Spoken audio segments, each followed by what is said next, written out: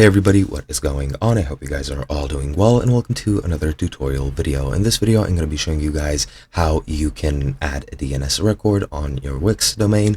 So let's get right into it. Now, DNS is domain name service. That is what the abbreviation is for, and it is a record that you need to use to connect your domains and to, well, manage your domains with emails and things like that.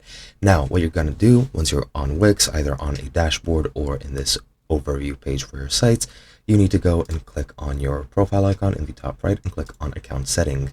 Once you're here on your settings page, you need to go into domains, and as you can see, I do not have the premium version, so I do not have any domains right now.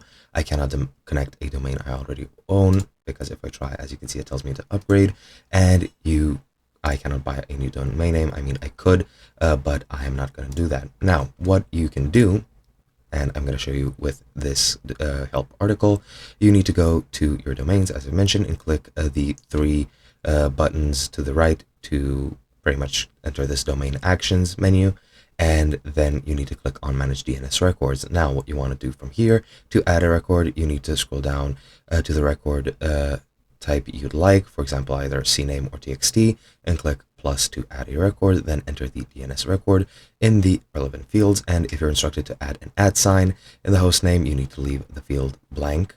And once you're done with that, you just need to click save and click save changes in the pop-up menu. And after you've done that, that is pretty much all you need to do. And yeah, it is as easy as that. Hope you guys enjoyed, and I'll be seeing you guys in another video.